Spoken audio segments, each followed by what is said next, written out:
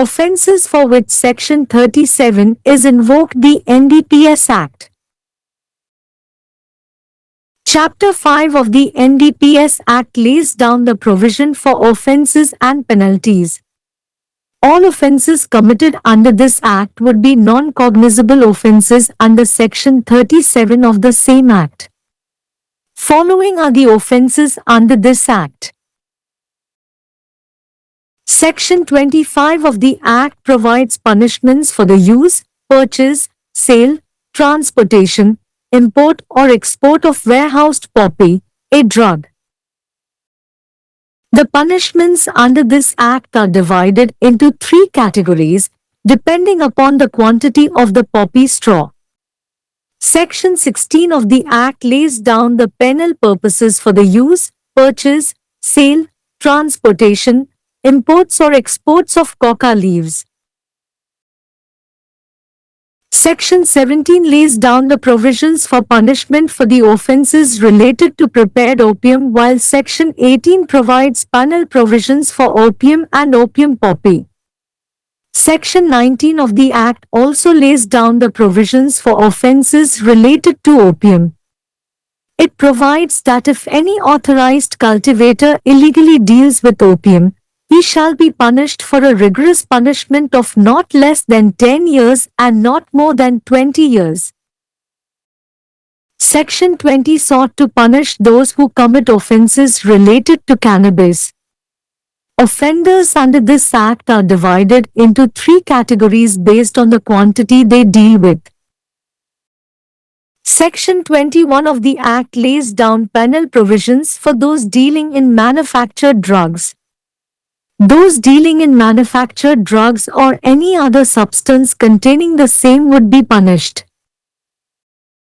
Section 22 and Section 23 deal with offences related to narcotic and psychotropic substances, while Section 22 punishes for other offences related to psychotropic substances. Section 23 specifically lays down punishment for the import and export of such drugs. The Act also resolves to punish those who consume drugs. Section 27 of the Act lays down provisions for punishment. If the drug consumed is in the form of cocaine, morphine, diacetylmorphine or any other narcotic or psychotropic substance, the punishment prescribed is imprisonment for a term of 1 year or a fine of ₹2,000 or both. Where the substance consumed is other than these substances, then the punishment prescribed is 6 months of imprisonment or with a fine which may extend up to ₹10,000 or both. Moreover, one who finances or harbors any person involved in drugs would be punished under Section 27A. NDPS சட்டத்தில் பிரிவு 37 பயன்படுத்தப்படும் குற்றங்கள். NDPS சட்டத்தின் அத்தியாயம் we குற்றங்கள் மற்றும் தண்டனைகளுக்கான விதிகளை வகுக்கிறது. இந்த சட்டத்தின் கீழ் செய்யப்படும் அனைத்து குற்றங்களும் அதே சட்டத்தின் பிரிவு 37 இன் கீழ் அடையாளம் காண முடியாத குற்றங்களாக இருக்கும். இந்த சட்டத்தின் கீழ் உள்ள குற்றங்கள் பின்வருமாறு. சட்டத்தின் பிரிவு 25 கிடங்கில் வைக்கப்பட்டுள்ள பாப்பி ஒரு மருந்து, பயன்பாடு, வாங்குதல், விற்பனை செய்தல், போக்குவரத்து, இறக்குமதி அல்லது ஏற்றுமதி ஆகியவற்றுக்கான தண்டனைகளை வழங்குகிறது. இந்த சட்டத்தின் கீழ் உள்ள தண்டனைகள் பாப்பி வைக்கோலின் அளவை பொறுத்து 3 வகைகளாக பிரிக்கப்பட்டுள்ளன. சட்டத்தின் பிரிவு 16 கோகோ இலைகளின் பயன்பாடு, வாங்குதல், விற்பனை செய்தல், போக்குவரத்து, இறக்குமதி அல்லது ஏற்றுமதி ஆகியவற்றுக்கான தண்டனை நோக்கங்களை வகுக்கிறது. தயாரிக்கப்பட்ட அபின் தொடர்பான குற்றங்களுக்கான தண்டனைக்கான விதிகளை பிரிவு 17 வகிக்கிறது. பிரிவு 18 அபின் மற்றும் அபின் பாப்பிக்கான தண்டனை விதிகளை வழங்குகிறது. சட்டத்தின் பிரிவு 19 அபின் தொடர்பான குற்றங்களுக்கான விதிகளையும் வகிக்கிறது. அங்கீகரிக்கப்பட்ட விவசாயி சட்டவிரோதமாக அபின் வியாபாரம் செய்தால் அவருக்கு 10 ஆண்டுகளுக்கு குறையாத முதல் 20 ஆண்டுகளுக்கு மிகாத வரை கடுமையான தண்டனை விதிக்கப்படும் என்று இது வழங்குகிறது. கஞ்சா தொடர்பான குற்றங்களை செய்பவர்களை தண்டிக்க பிரிவு 20 கோருகிறது. இந்த சட்டத்தின் கீழ் குற்றவாளிகள் அவர்கள் கையாளும் அளவை பொறுத்து 3 பிரிவுகளாக பிரிக்கப்படுகிறார்கள். சட்டத்தின் பிரிவு 21 தயாரிக்கப்பட்ட மருந்துகளை வியாபாரம் செய்பவர்களுக்கு தண்டனை விதிகளை வகுக்கிறது. தயாரிக்கப்பட்ட மருந்துகள் அல்லது அதை கொண்ட வேறு எந்த பொருளையும் வியாபாரம் செய்பவர்கள் தண்டிக்கப்படுவார்கள். பிரிவு 22 மற்றும் பிரிவு 23 போதைப்பொருள் மற்றும் மனோவியல் பொருட்கள் தொடர்பான குற்றங்களை கையாள்கின்றன. பிரிவு 22 சைக்கோட்ரோபிக் பொருட்கள் தொடர்பான பிற குற்றங்களுக்கு தண்டனை வழங்கினாலும் பிரிவு 23 குறிப்பாக அத்தகைய மருந்துகளின் இறக்குமதி மற்றும் ஏற்றுமதிக்கான தண்டனையை வகிக்கிறது. சட்டம் போதைப் பொருட்களை உட்கொள்பவர்களை தண்டிக்க முடிவு செய்கிறது. சட்டத்தின் பிரிவு 27 தண்டனைக்கான விதிகளை வகிக்கிறது. கோகோயின், மார்பின், டைசெட்டில்மார்பின் அல்லது வேறு ஏதேனும் போதைப் பொருள் அல்லது சைக்கோட்ரோபிக் பொருளாக உட்கொள்ளப்பட்டால் பரிந்துரைக்கப்பட்ட தண்டனை 1 வருட சிறை தண்டனை அல்லது 2000 ரூபாய் அபராதம் அல்லது இரண்டும் ஆகும். உட்கொள்ளும் பொருள் இந்த பொருட்கள் அல்லாததாக இருந்தால் பரிந்துரைக்கப்பட்ட தண்டனை 6 மாத சிறை தண்டனை அல்லது 10,000 ரூபாய் வரை அபராதம் அல்லது இரண்டும் விதிக்கப்படும். மேலும் போதைப் பொருட்களில் ஈடுபடும் எந்தவொரு நபருக்கும் நிதியுதவி அல்லது தங்குமிடம் அளிப்பவர் பிரிவு 27-A இன் கீழ் தண்டிக்கப்படுவார்.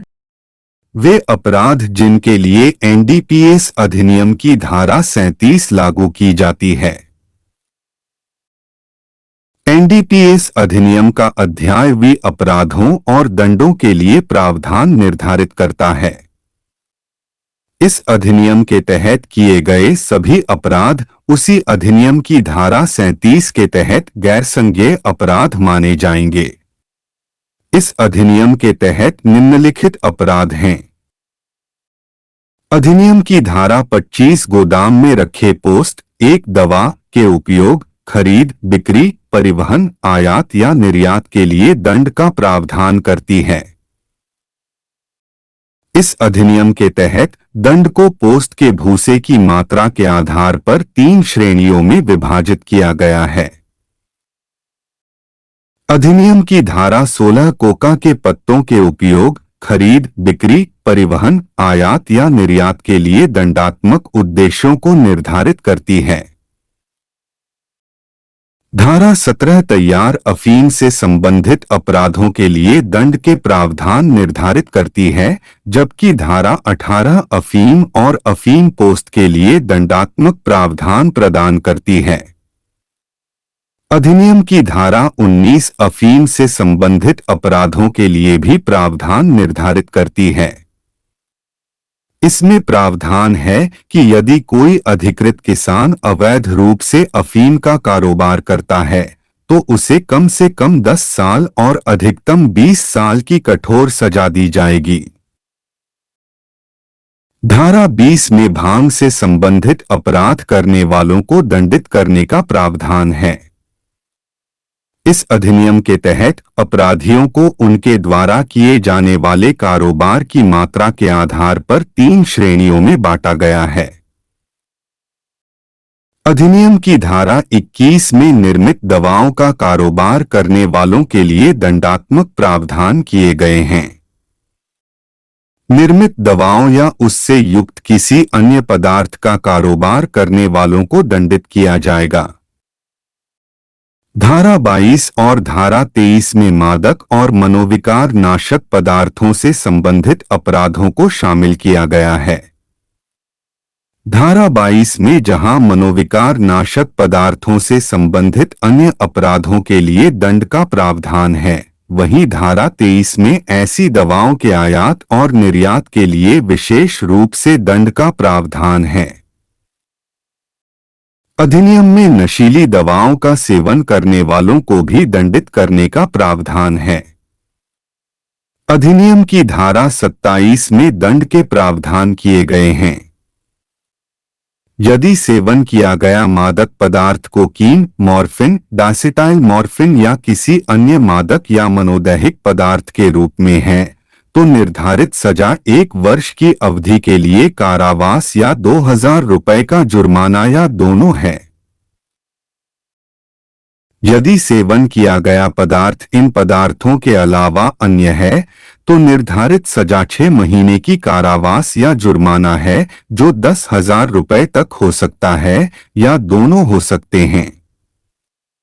इसके अलावा जो व्यक्ति मादक पदार्थों से जुड़े किसी व्यक्ति को वित्त पोषित करता है या उसे शरण देता है, उसे धारा 27A के तहत दंडित किया जाएगा।